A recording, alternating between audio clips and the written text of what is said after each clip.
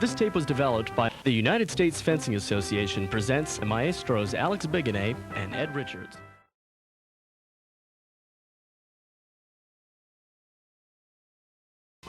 Fencing footwork techniques.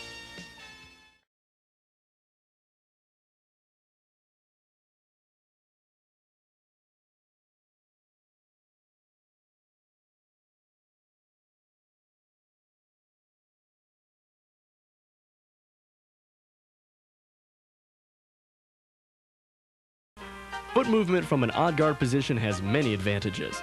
It provides better balance, easier change of direction, elimination of the up and down movement of the body's center of gravity, and simultaneous movements of the trunk and legs.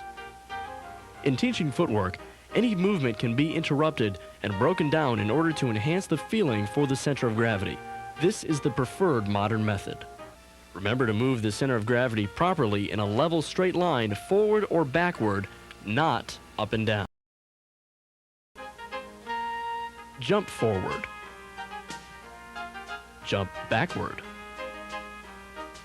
Flesh. Appel. Appel advance. Appel lunge. Slide. And check.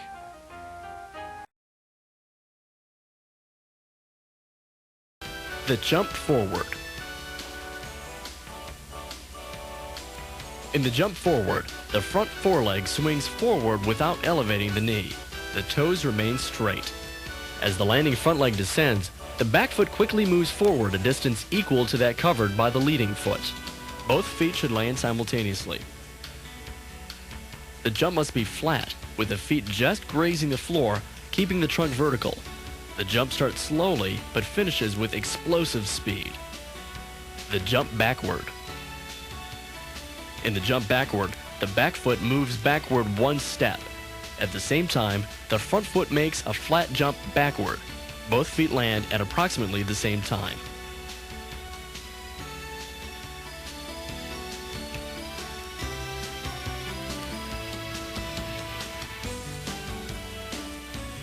The flesh. The flesh is a fast attack from a long distance, in which the fencer propels himself forward by a leaping running action that normally causes him to pass his opponent. The advantages of a flesh over an advance or a jump forward lunge are that it's one motion and it's difficult to counterattack. The flesh is intended to surprise one's opponent. Unfortunately, after completing the flesh, it's very difficult to immediately initiate another action. That's why the flesh should be used with discretion and only after sufficient preparation. The flesh resembles a stretched out cross-step advance.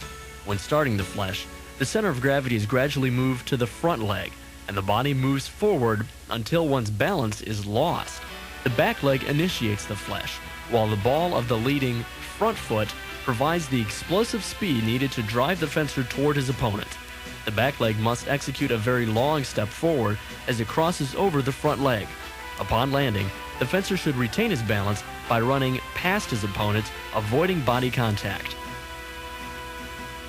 The hit should score before the back foot lands or at the same time that it lands. It's important that the pelvis and trunk move together. In the flesh, the back toes should be pointed forward, the shoulders remaining parallel to the floor. If the shoulder line changes, the back hip will tend to lift, causing the flesh to be shorter, higher, and slower.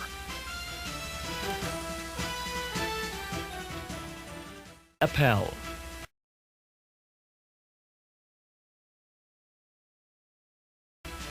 From the on-guard position, the front toes are lifted. The foreleg swings slightly forward and then returns to the starting position. The entire sole of the front foot should hit the floor. The impact of the foot may be soft and soundless or hard and loud. The appel is a step with the leading foot intended to cause a distraction or reaction. It may also be used as a preparation to complete an aggressive action.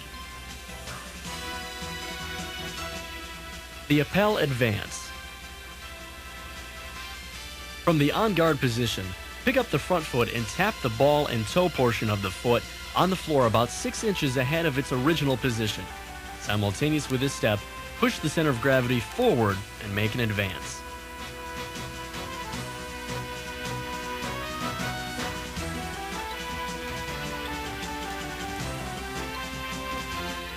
The Appel Lunge.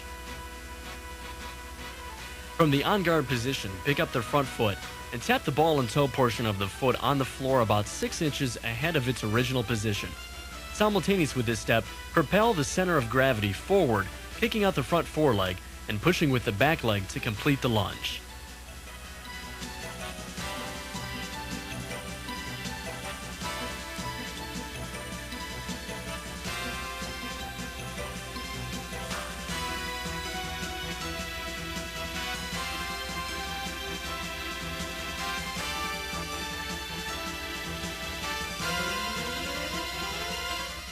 The slide.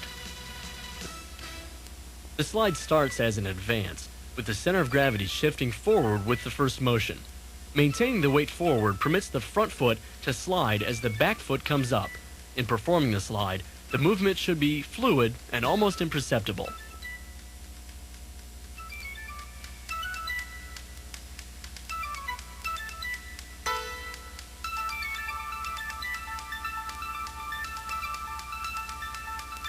The check. This movement can be used for attack or defense. Checking may be defined as a false action intended to confuse one's opponent, to test their reactions, and to discover their intentions. It's often characterized by a sudden stop after starting an advance. The action begins and ends in the on-guard position.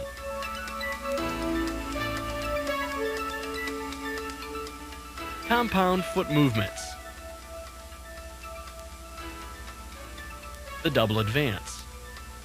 The double advance is not the same as making two advances.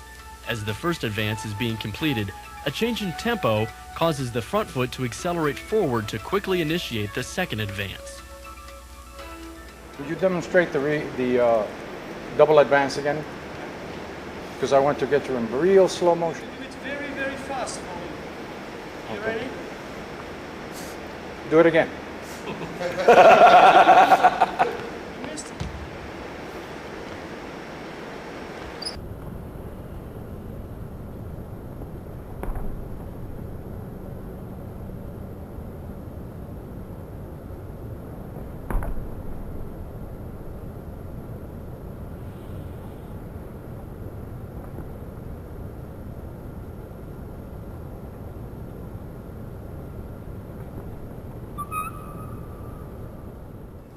The double retreat. To start the double retreat, the back foot should step backwards slowly. The front foot should accelerate smoothly to complete the first retreat. To complete the second retreat without loss of tempo, both soles should land on the floor almost at the same time. The double advance and double retreat play an important role in regulating distance. The advance lunge. Successfully mastering the double advance will make learning the advanced lunge much easier. The success of the advanced lunge depends on the fluid combination of the advance and the lunge, and is used to launch the attack from long distance. The action should gradually accelerate with the culmination of the advance being short and fast. After the completion of the advance, the lunge should explode immediately.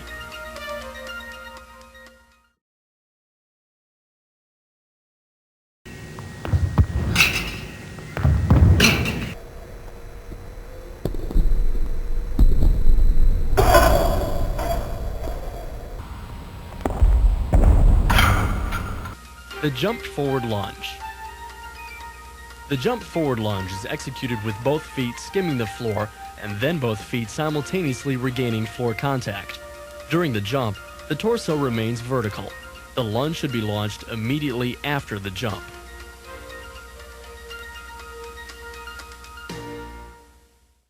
These are some recommendations to reduce the problems that may accompany learning correct footwork techniques.